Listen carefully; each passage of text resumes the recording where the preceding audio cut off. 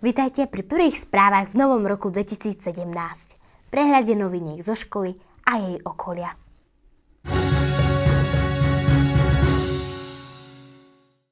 Čítať je potrebné už v rannom veku. Preto majú deti 1. stupňa od decembra novú knižnicu.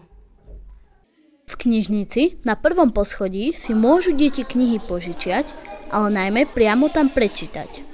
Knižnicu sme sa rozhodli založiť spoločne s kolegyňami 1. stupňa. Naším cieľom bolo podnetiť deti k čítaniu, vytvoriť u nich záujem o čítanie a približiť im viac detských kníh aj v takomto školskom prostredí. Vymysleli sme to takouto formou. Kto si chce požičať knihu, je to za odmenu, buď cez veľkú prestávku, ale vždy len v priestoroch školy. To znamená, že v triede, na chodbe alebo kdekoľvek, kde sa dieťa pohybuje, ale ostávame stále v školskom prostredí. Pozývame deti priniesť knihy, ktoré už nepotrebujú, aby sa z nich mohli tešiť aj ďalší.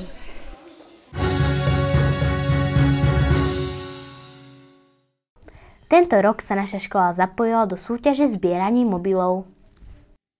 Tieto mobily sa zbierali kvôli ich ekologickému ničeniu a ochrane životného prostredia. Táto súťaž vlastne teraz je taká druhá v poradí. Tá prvá bola niekedy, myslím, pred 3 rokmi. Súťaž prebieha 2 týždne, zbierame od žiakov mobily, samozrejme prostredníctvom školského rozhlasu sme to spropagovali, deti sa chytili a vlastne, vidíte, už máme skoro 3 plné vrecia mobilov. Máme tu takých pár žiakov, ktorí už nominujeme ako víťazov, lebo to kvantum mobilov, čo doniesli, ako to je senzačné. Koľko mobilov do súťaže si doniesla? 5, 8, 6, 14. Najlepší zberač mobilov zo školy bol štvrták Jakub Kolumber. Doniesol ich 117. Nezbieral ich však sám. Mamka z roboty má veľa kamarátov aj známych. Jakub sa umiestnil na 4. mieste z celého Slovenska.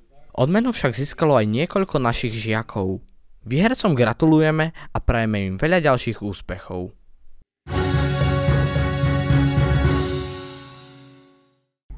Sviatok svätého Mikuláša si 6. decembra pripomíname odmienianím sa sladkosťami. Mikuláš aj tento rok zavítal do našej školy, aby odmenil tých najmenších. Mikuláš nechodí sám, pomáhajú mu ministranti, ale aj anieliky. Anieliky chodia popod okna už celý december, kým Mikuláš nepríde a nosia mu správy o dobrých a niekedy aj o zlých deťoch. Mikuláš má takú veľkú červenú knihu, do ktorej si zapisuje tie dobré a zlé detičky a tých stále spomenie, keď k nám príde. My sa pripravujeme na Mikuláša celý rok. Zbierame dobré skutky, kreslíme Mikulášovi obrázky, posielame mu ich poštou, Ježiškovi a samozrejme aj pomocníkovi Mikulášovi. Deti predtým, než svätý Mikuláš príde, sa naučia nejaké básničky, pesničky, ktorými ho privítame a takto vlastne pripravujeme svetsky svoje pozdravy pre Mikuláša.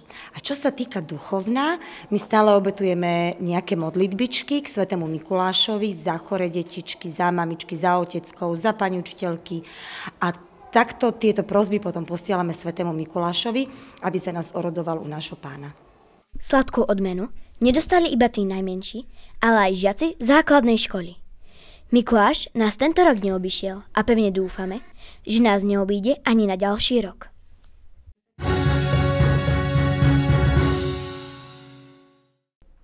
Rok sa s rokom vymenil a zakončila ho naša každoročná Vianočná akadémia. 22. decembra sa stretli žiaci a učitelia v školskej jedálni. Pripravili si vianočný program naplnený piesňami, básňami, tancami a scénkami. Najviac sa mi na Vianociach páčilo, že sme spolu s rodinou. Na Vianociach mám rád, že sa celá rodina zíde spolu. Darčeky a že sú to sviatky lásky a radosti. Vianočnú atmosféru, keď sme spolu rodina. Hoď aj takto v januári. Prajeme vám všetko dobré, veľa úspechov a najmä zdravia do nového roka 2017.